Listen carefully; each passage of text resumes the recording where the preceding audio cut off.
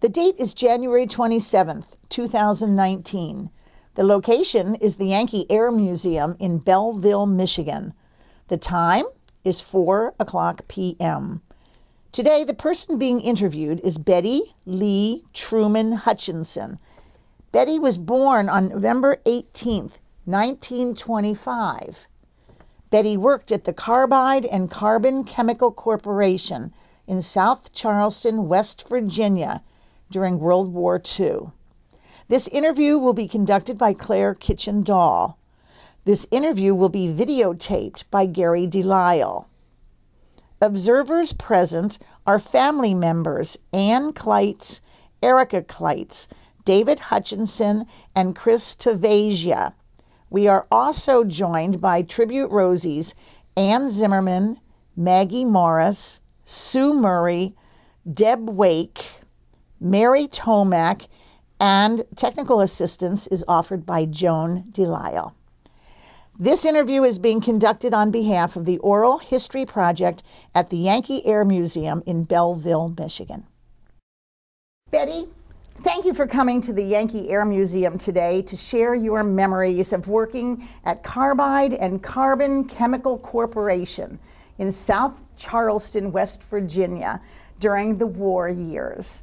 By preserving your story of working on the home front during World War II, our national narrative will be more complete, honest, accurate, and colorful than it is now. Primary documentation is vital to any story or any study of that world conflict, and we appreciate your willingness to help fill in the gaps. Please state your full name, including your maiden name. Betty Lee Truman Hutchinson. Good. Now, when and where were you born? I was born in Masontown, Pennsylvania, in 1925. 1925. And what month, what day? Do you know? November the 18th. Well, that makes us soul sisters because my birthday is November 17th. So now we will both remember each other on our birthdays. Okay. Now, who was your father and what was his occupation? My father was Harry J. Truman, and his occupation was a Metropolitan Life Insurance man.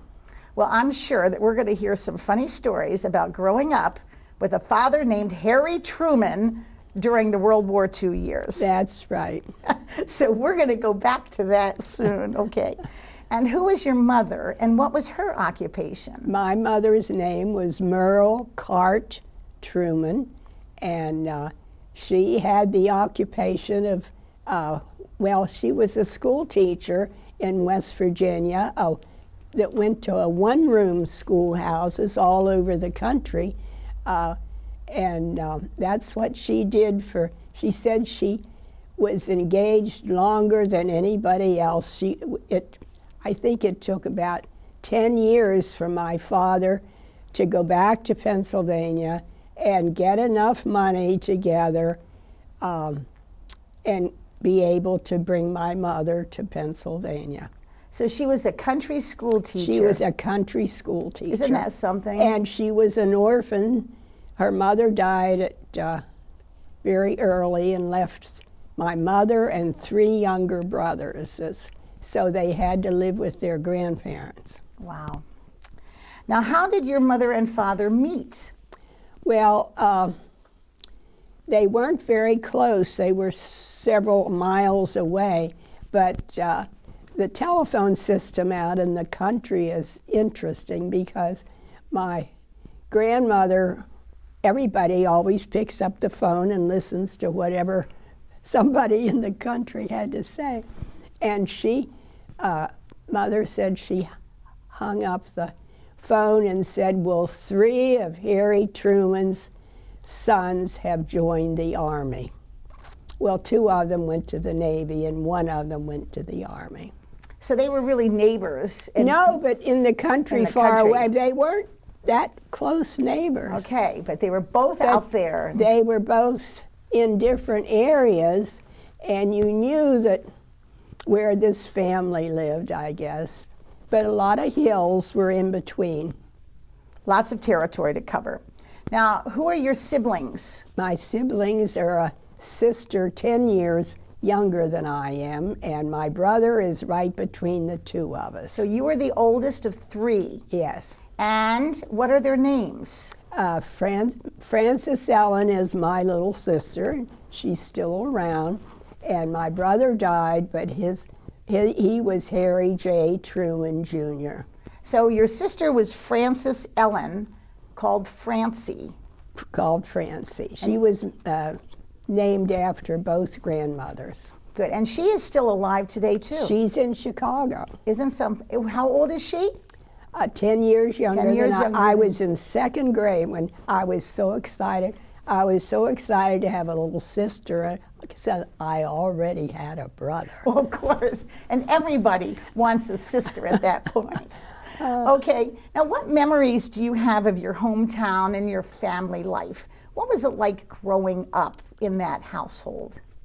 Well, it was really, I thought it was a wonderful time to grow up. We had wonderful neighborhoods. The kids all got together and everybody played games, and even in the night in the summer we'd play the games out in the street until our parents called us in. Now, what city was that you grew up in? Uniontown. Uniontown, Pennsylvania. And where is that in That's Pennsylvania? 50 miles south of Pittsburgh.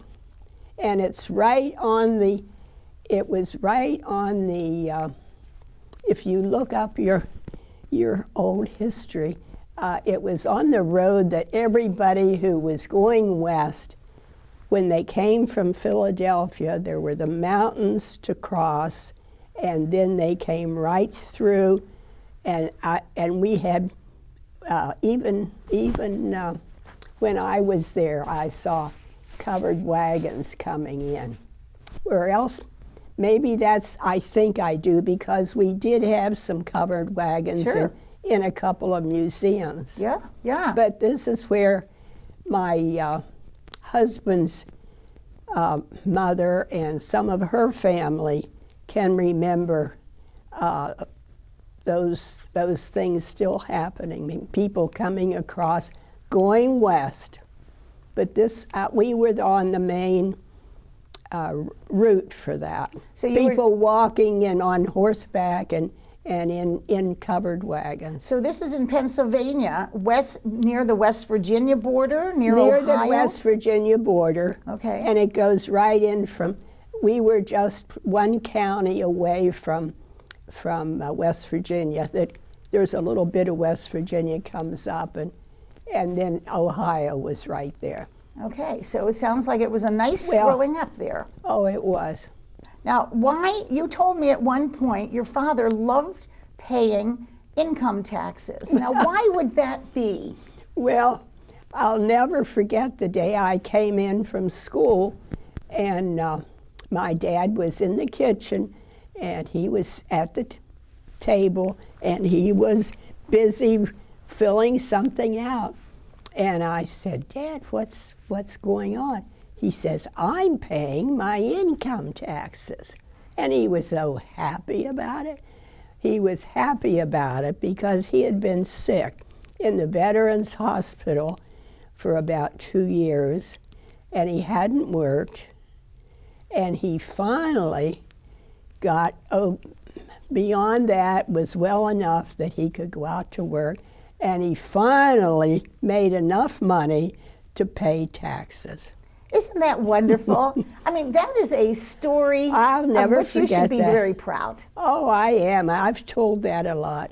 Yeah, because there's something to be paying taxes. You're paying to not only support your family, but to support your community and your nation. That's right. And good for Harry Truman. He paid his taxes. Now, why was he in that VA hospital? Well, he was in the Navy in World War I, and there was something. He also was very active, hunted and fished, because that's what he did as a boy. And he was climbing trees for the neighbors to get their pears and things like that. And he just did something to one of his bones in his back, and I guess it just put him. I don't think he ever had a surgery, but he got a lot of pain or something. Well, from it. he got a lot of work on his back. Okay. Now, when he was in the hospital, did your mom have to get a job? Yes, she did. She did, because we had a little sister and a brother too, and that was in the 20s and 30s, and those were hard times. So what did she do? She worked for the county office that was giving out the relief funds. Oh, like welfare office. She was a social worker for a while. Well, good for her. Mm-hmm. But that's hard to be. And well, this was only whenever she couldn't do that until my father came home. Right. And then she did that, and he took care of my little sister. Okay, so your father was also one of the early stay-at-home dads. Yes, well, that's it. When he was able to come, it took him some months before he was able to go back to work. Well, they sound like they were an interesting team, taking Yes, care they of were. Everybody when they could, and celebrating when they could pay their taxes. And my mother's brother was with us a lot because his mother and father had both died, and he was pretty young when my mother got married, and he was just part of the family. Oh, that's good. I always love special uncles. Yes. That really kind of He was move just like in. my big brother. Yeah. Well, good for you. I'm glad you have that memory. Now, tell us about your schooling in Uniontown, Pennsylvania. Well, I went through school there, and when I was a senior, I got a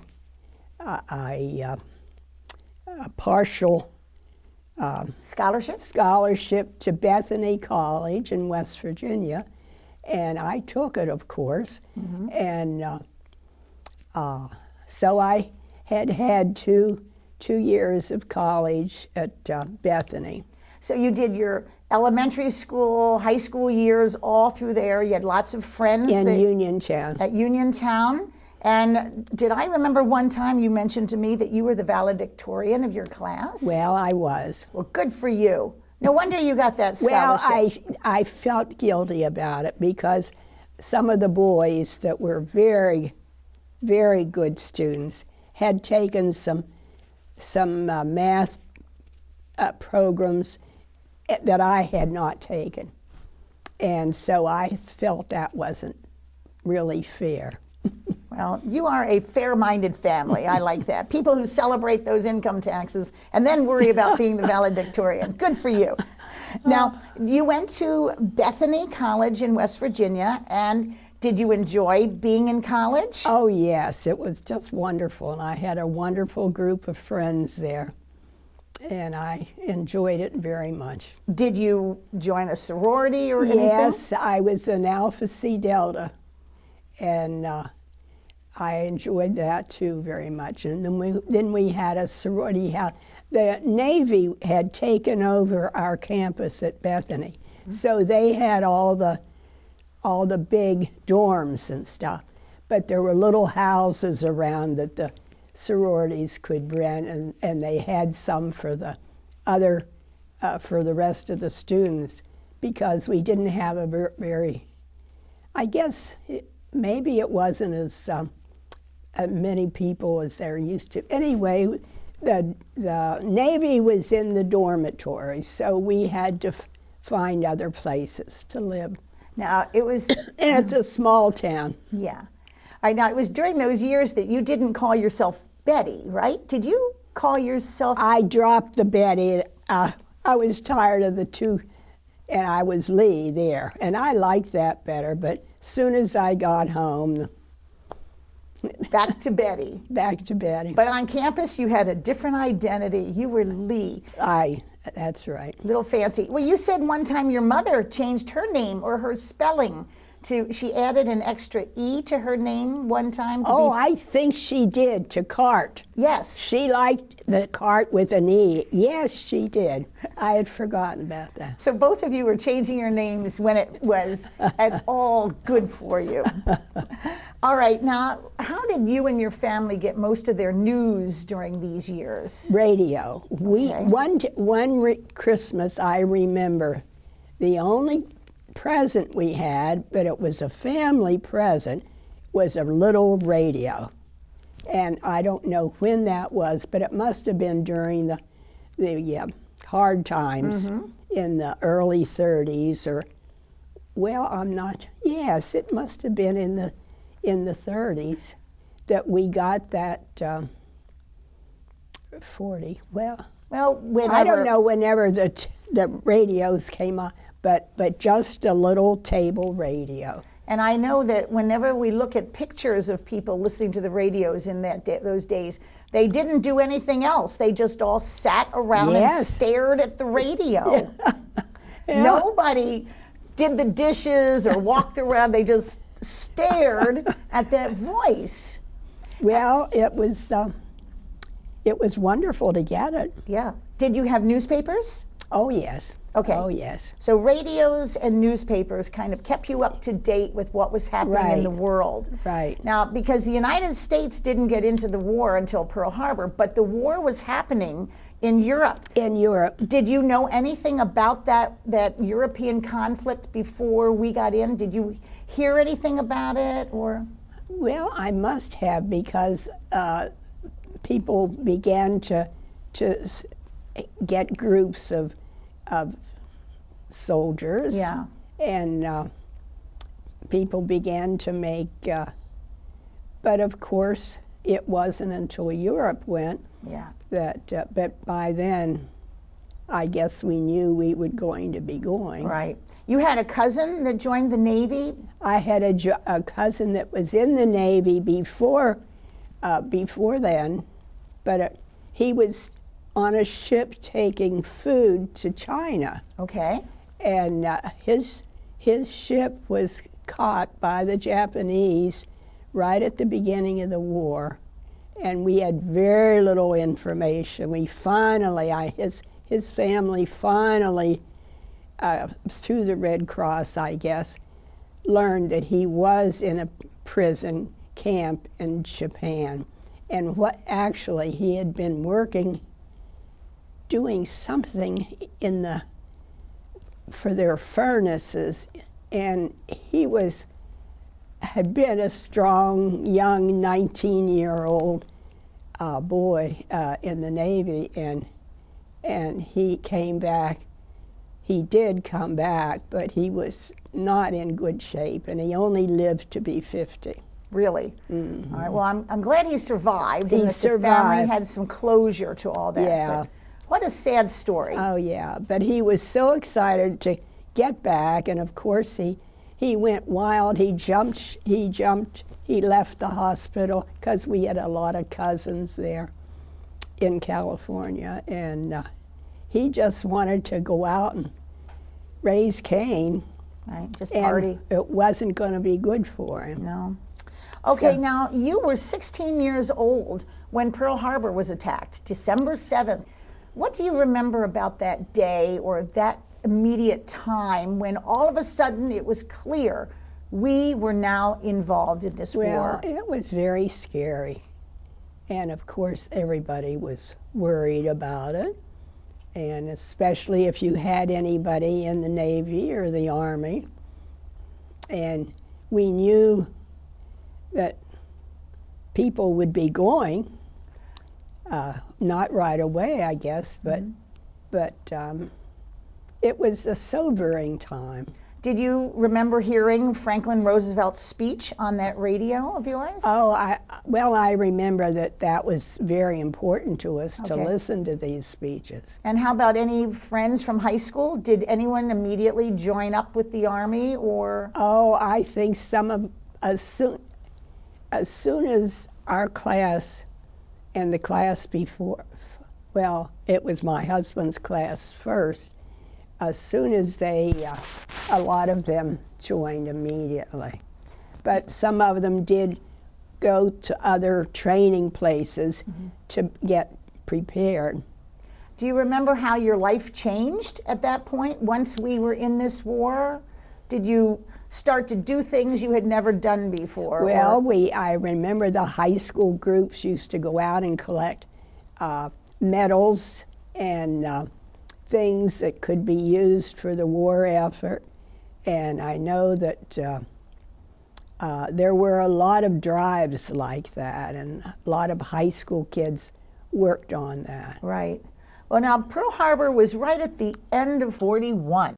And by 1944, we've got Franklin Roosevelt choosing Harry Truman as his vice president. What kind of a life was it for a college girl to be able to say to people, well, you know, my father is Harry Truman? Well, I got tired of saying, yes, my name is Truman, and my father's name is Harry, but I don't sing. My name is not Margaret? Margaret. So I had that down pretty well. That's great. Now, your father was Harry J. Truman, the president, well, the vice president or senator at that point, Harry S. Truman. It's just so unbelievable. Well, and I think he made up the S. Yes, he did. I think in his biography, he didn't have a middle name. No, he just wanted one. That's why he doesn't have a period after that S. Yes. Because it doesn't stand for anything. It's just junk. Now, what about your Harry J.? What was the J for your father? Jordan. Jordan. Okay. Well, I just think this is great to be able to say my father was Harry Truman during those years. Now, why did you... You know, papers in our hometown, Mrs. Truman does this, or Mr. Truman, Harry Truman, goes to Arizona, you know. They made, you know, they made a thing. We knew it was going to happen once in a while, but we did get a little tired of it. But I think that's great. I love that. But it was fun. It was small town stuff. Yeah. Now, you moved to South Charleston, West Virginia. At that point, you said 2 years in college, and then you went to South Charleston. Well, I had always gone to West Virginia, and my uncle lived in Charleston, and we had always gone down there in the summer for vacations, and there was a cottage there and back in the country that we could stay in. But this time, I knew that. Now wait a minute. Now, why did you leave college to go to? Well, I wasn't planning to go right into college. Well, I guess if nothing else had happened, I'd probably stayed at Bethany. Right. But actually, I thought with my brother coming on, I thought 2 years for me right then was enough, and especially then. So, and my friend who went with me to West Virginia, we were talking about what we were going to do, and I told her, well, I knew about this big plant down in West Virginia, Carbide and Carbide, and I said, I think we could get jobs there. So she was all for that because her husband was, or her fiance was also in the Army. And so we just went down there, and we had no problems. We stayed with my uncle, and then then we moved across the street where we had more room with other neighbors. And then we finally, when we got our job right away, we looked for a house down closer to the plant because it was right at the end of this big road that went down from where my uncle lived to South Charleston, and that's where the plant was in the middle of the river, the Kanawha River. Okay, well, I'm going to ask you about that for a minute. Now, who was your friend?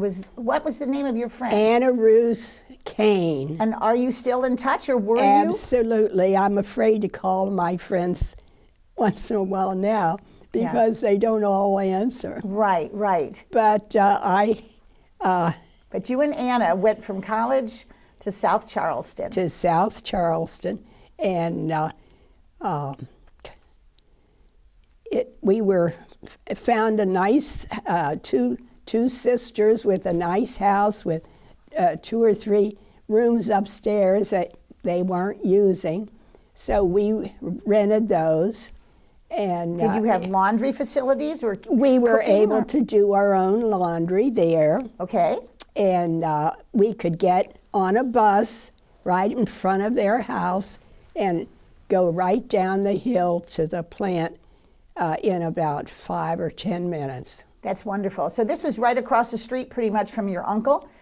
Well, it was halfway down the hill. Okay. Charleston is all hills. Right.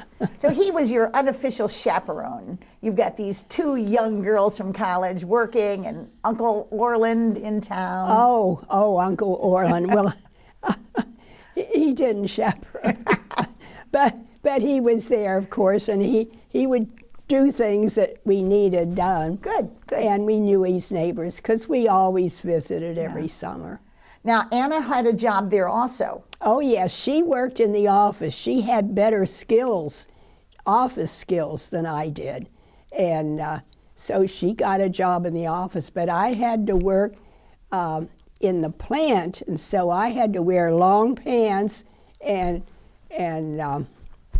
kind of not a uniform, but I just didn't wear skirts. Well, now let's get the name of your plant again. It was the Carbide and Carbon Chemical Corporation in South Charleston, West Virginia. Yeah. Now, what else? What did you work during the day or night? Oh, no, we always worked during the day. During the day. And you mentioned that this was in an island or on an island? Well, in a big island in the middle of the Kanawha River.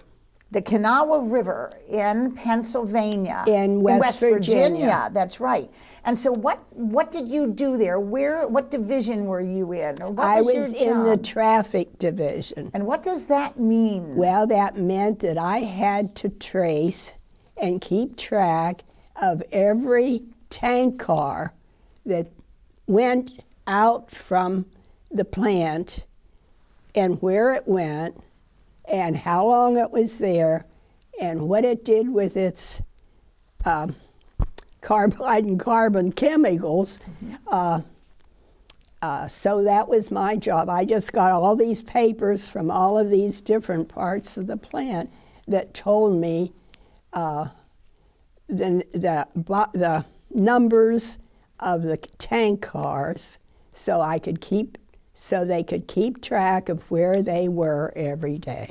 Now, so did a railroad track run right next to your plant? Or Yes. So you were Well, on we had our own little plant to push them into it. I mean, they would join it then.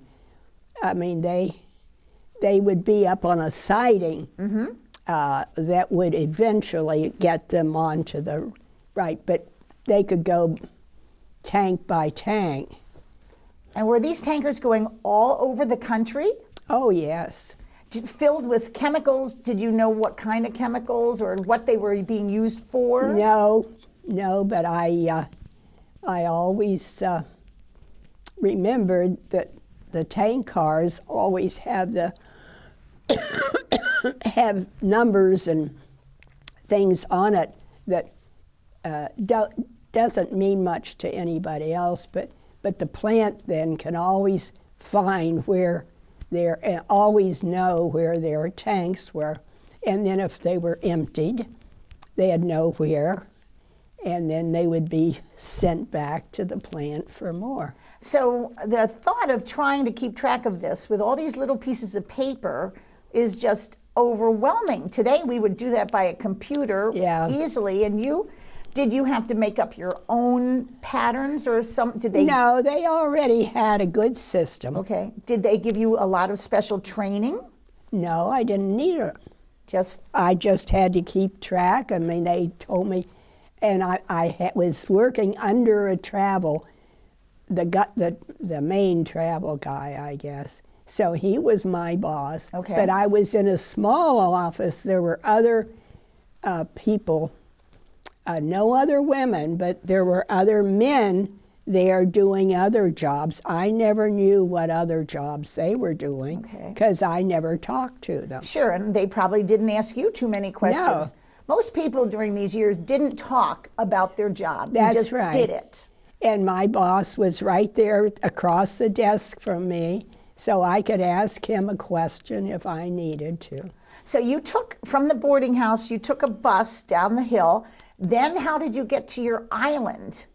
Oh, they had little places where we could get on a little, Like a little ferry? like a little ferry, and it would connect to the island. All right, now, and then on top of everything The else. river wasn't that big. No. It was wide, but it wasn't huge. Was it a busy river? Lots of stuff going on? Well, it was near the border, and it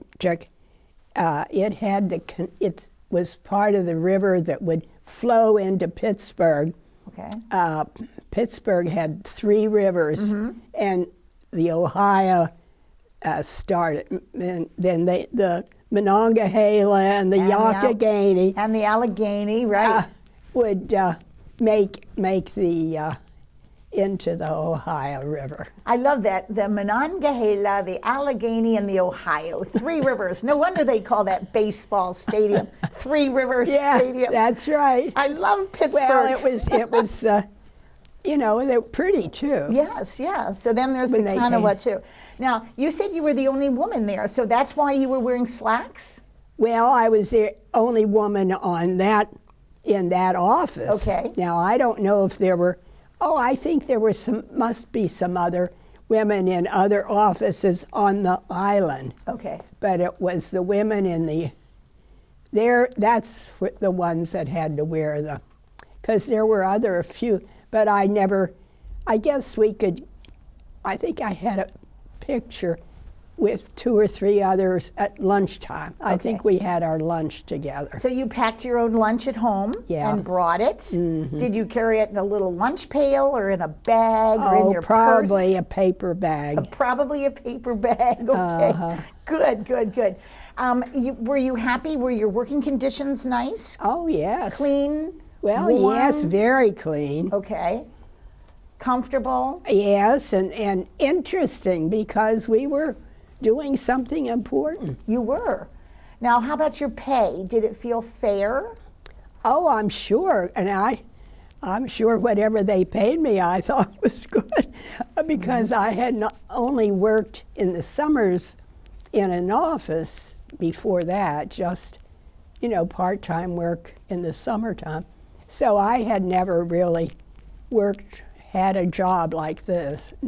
Well, It sounds important. it was. I mean, that was getting things out to where they need them. And Anna liked her job in the office. She felt Yes. hers was interesting also. Yes. Good. Now, what about your parents? Were they proud of you? What did they think of you taking this job, leaving college and going to work? Well, since I had a brother coming up to go to college and another sister, they were busy with them, and they knew that this was a good thing for me to be doing, and they knew I had family down there. Good. So How many days a week did you work?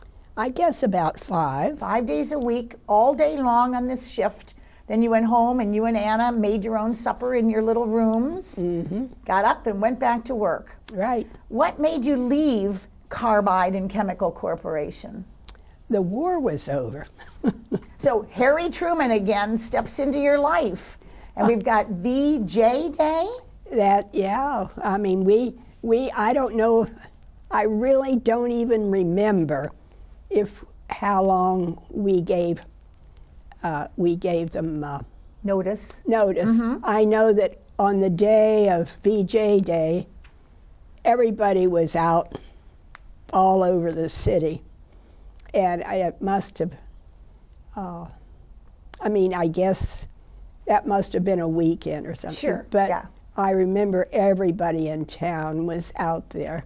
And I did run into a cousin of mine that had a uniform on. He had been flying ships over the ocean, and then they were there for the bombers and the group to take them. He had just been coming back and forth with these. So anyway, it was interesting. Quite a celebration at that point. Yeah. Were you shocked at the world, at the news that a bomb had dropped like this major atomic bomb was this something anyone had heard about or hinted about? I think there was, I'm not sure exactly, but I think we knew that there was something going on down in that part of South Carolina where they were working on it. I think we knew there were things like that happening. Oak Ridge, Tennessee, Yes. and different places in this country. And All I think that was in the papers. I think Well, we all knew that. So you're out in the streets, everyone's celebrating VJ Day. You and Anna decided to leave. She went home. Where was she from? Claysville, which was right almost on the border of Pennsylvania and West Virginia. Okay. And it was very near Bethany. Good, okay. And then what did you do? You went back to Unionsville? Yes, I went back to Uniontown, and I went to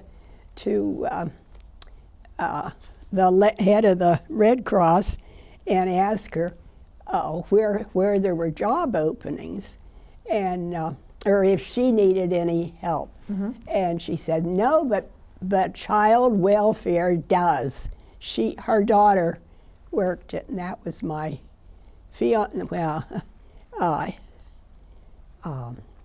sister. Eventually, she was my sister-in-law. Okay. But anyway, she worked in the child welfare. This was a county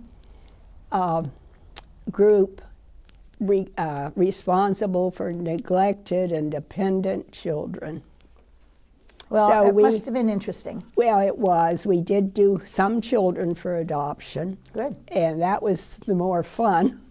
Yeah. But it was to visit if people call in about somebody being, neglected. We would go out and try to talk to them. Well, and then after you went home, did you ever go back to school to finish your degree? Oh, yes. I don't know how long it took me, but after I started to work for child welfare, they gave me, or maybe I took I think I took a year off to go to Pitt, University of Pittsburgh, which was closer. Right. I went there for a year, full time. My boss in my office had lived with them when she was going to graduate school, and so she recommended that I go. And these were two professors at Pitt, one a woman and one a man, history and child welfare. I don't know, I forget what Marion was, but I don't forget it, but I can't bring it up. Right. But they were wonderful people, and I worked for Ted, who was a history professor and taught me the best history I ever learned, starting with Italy in the 14th century. And then I worked for him in his office 3 days a week for my room and board. Oh, and then you just were going to school, And working then and going to school. That's right. So you graduated from Pitt. Good for you. I like that. Now, what was the name of your future husband or your husband? Harry D. Hutchinson. Harry D. Hutchinson. Okay. Now, how did you ever meet him? Well, he just lived up the street. In Uniontown. In Uniontown on Byer Avenue. He was I always knew him. He was 1 year ahead of me in high school. We both liked to play tennis. He, let's see, I guess I had my first date with him. Oh, good. And that was going to a school play. Did he go into the service? Oh, yes. He Right was, away he when was, the war started? Well, I think he went to he was going to Michigan at that point. University of Michigan? Yes. And I don't think he had, well, he was in something, some kind of a group, but eventually he just didn't do that anymore. He just went into the artillery. Okay. And he went across pretty soon. So you wrote letters to him during these years? Yeah. And to a lot of other schoolmates. Good. So you were a letter writer. Yes. And what is a V letter? Do you remember? Yes, they were one page, very thin, and you could just, one page, and it was cheaper and faster and something to use that. And I still have some of those. V letters sent to soldiers. Well, V-mail. V-mail. Mm-hmm. All right, and you folded them up, so it was not even paper put Just into an envelope. one little piece of paper, and it was all folded together. Did it take you a long time to realize that you were maybe in love with David Harry, or no, Harry David? What was his name? Harry David. Harry David. Okay. No. I think we waited. I mean, we didn't. He had to finish college. Okay. Yeah. I did come up to Michigan for a couple of dances. Okay. Good. And he kept trying to get me to go to Michigan, and I wouldn't go to Michigan. Now, he served in the Army during the war. He was in the artillery. Okay, and did he serve overseas? Yes, he served in Europe, and he walked all over Europe and in the artillery, and he got trench foot. And trench foot, I guess, I've heard lately that the reason the Americans got trench foot and not the British, the Americans had cheap cotton socks for their soldiers, and the British were smart enough to have wool socks. And so there were a lot of people that were taken off the battlefield in boxcars with trench foot. Now, the trench foot was something that bothered him from then on, or does that heal? It heals, but Okay. it took several months in a hospital. He was sent to Ireland he was sent back to England, but I'm not sure where we did visit that town, but I forget which one it was. Well, and this trench foot got him out of action, too. It saved him. Yes, his mother learned on Christmas Eve that he had just, there was, I remember he said that there was a train going through someplace, and somebody would open up one of the doors where these were the people that were being shipped back for one reason or another, and to the hospitals. Mm-hmm. And this guy opened the door and said, "Hey, anybody here from Uniontown, Pennsylvania?" And Harry heard that, and he said yes. And so he sent word to his mother that he was going back out of action for a while. Out of action. And he missed, you told me he missed the Battle of the Bulge because of That's right where they were, and that's right where his unit was, right at the Battle of the Bulge. So no one wants trench foot, but no one needs to be in the Battle of the Bulge. No, right.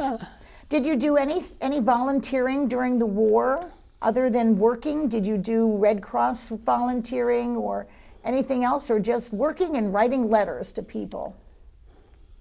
Well, I don't know what else I did. You were probably busy enough doing what Well, you were doing. we didn't have anything else to do. Yeah. Did you have a social life during that time? Not very much, no. We would go to Little League games. Why Little League? Well, because they were there and they were cheap. I don't think we had to pay to get in. Well, any Little League team worth its salt wants people in the bleachers. Yeah. So good for you. Working for the war, paying your taxes, and sitting in the bleachers. You had a good life. Oh, well, it was fun. It is. We didn't have anything else to do. All right. Now, when did you get married? After the war, he came home. He survived. Came home. He finished school. We married and. So he went back to the University of Michigan. Oh yes. Okay, so he's a Wolverine. Oh yes, and let's see.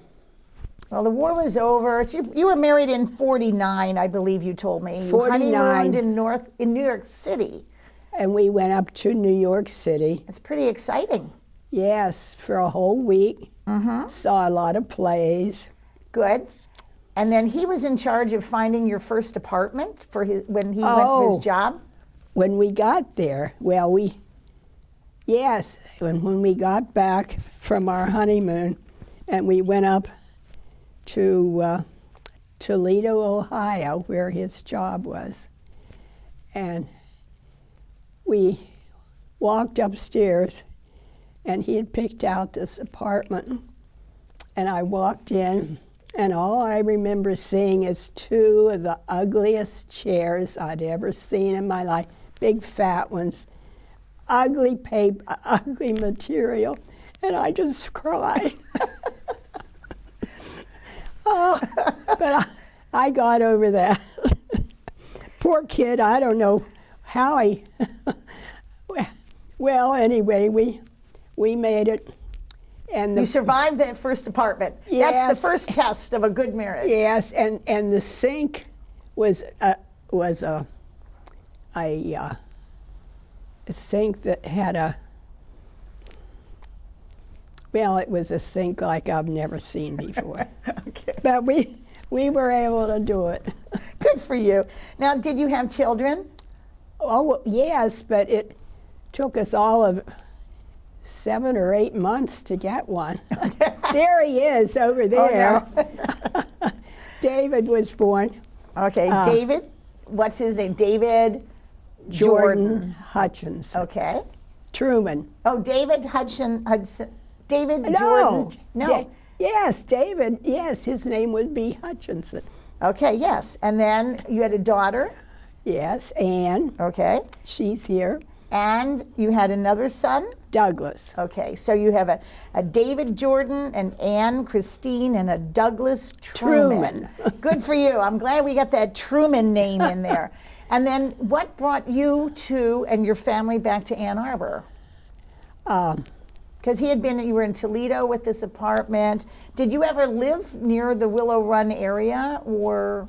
Oh, yes, that's when my husband decided he wasn't going to be interested in, he wanted to work with labor relations.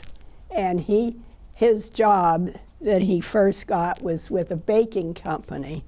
And he said he didn't want to just be always hiring women to wrap fruit cake at Christmas.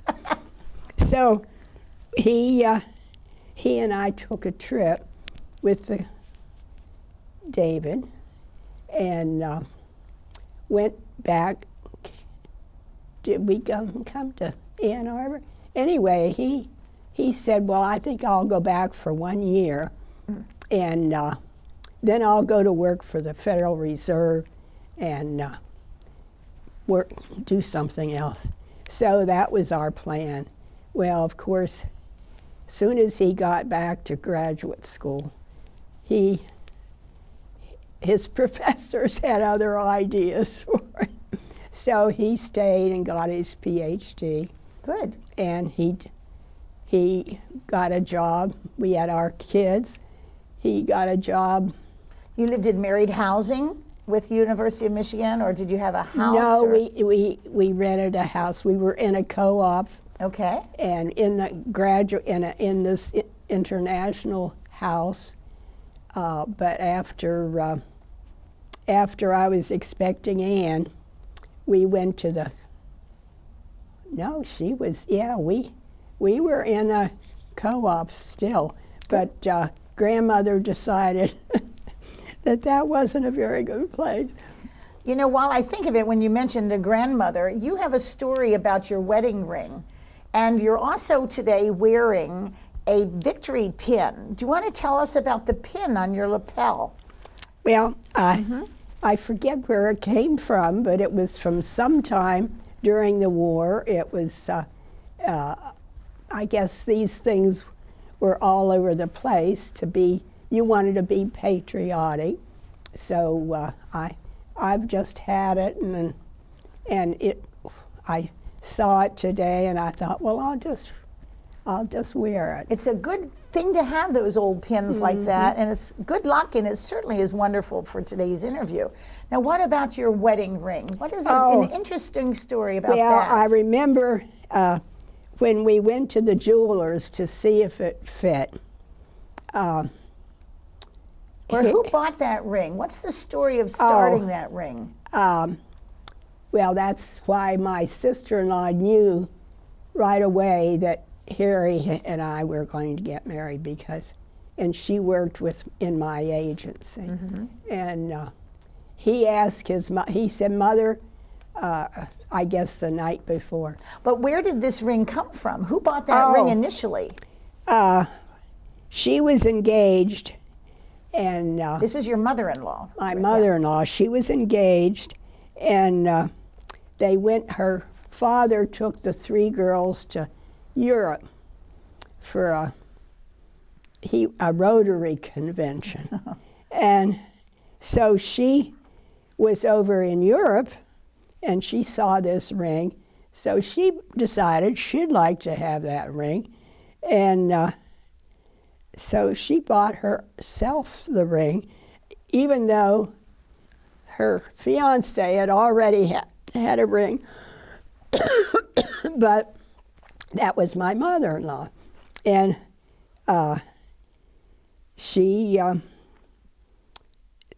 Harry came home the night before and told her, Mother, I remember you said I could have a ring if I ever needed it. Well, I'd like to have it.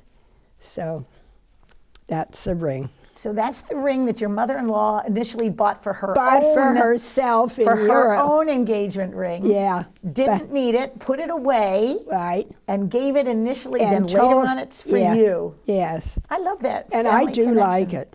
Yeah, it's nice. All right, Betty, when you came back to Ann Arbor, where did you live as married housing, or where did you live as a young family? Well, the year we came back was so full of the GIs that had come back to school that we just, the only thing we could find to rent was a place that would have to have our son in the basement. And we weren't going to have him live in the basement.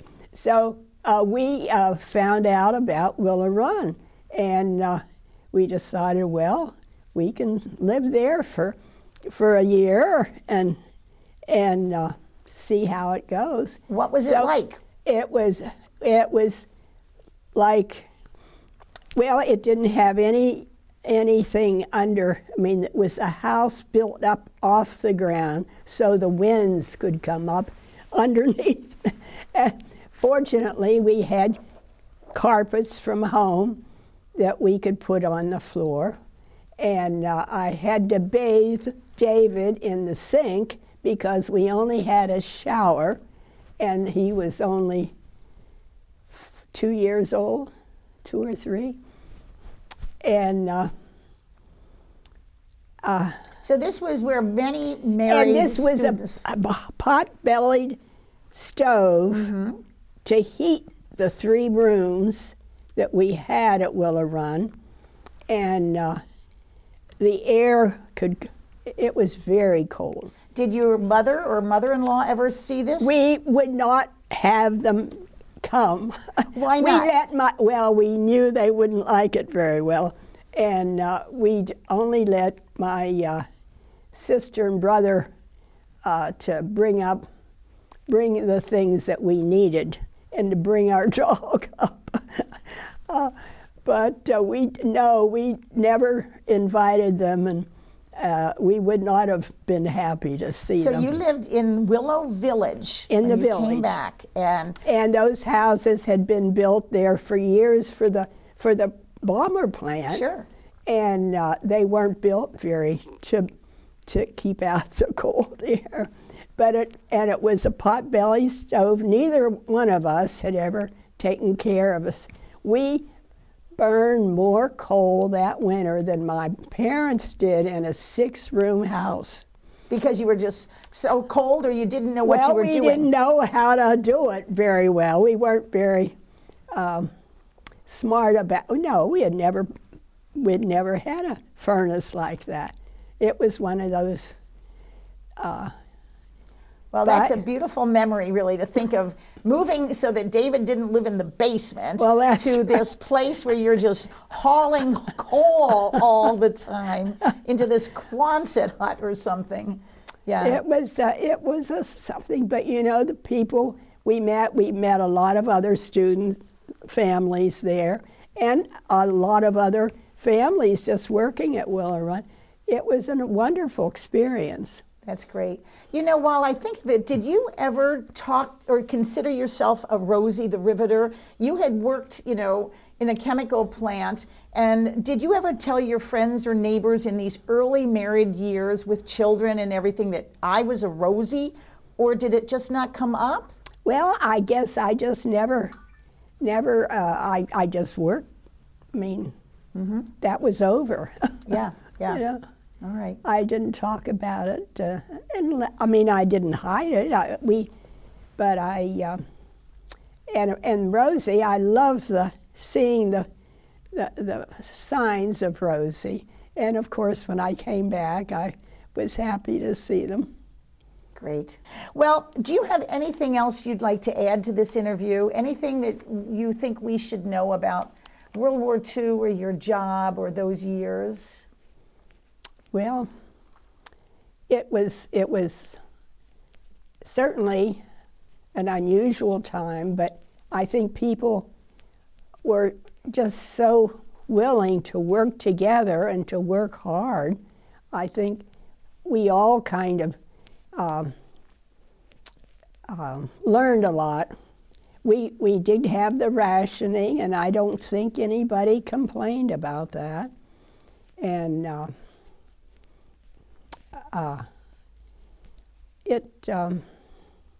it was a learning situation, and everybody was very conscious of what was going on. And Americans were just a team at that point, yes, trying to do something. Do you have any advice for young girls today? I know for sure you have 2 granddaughters.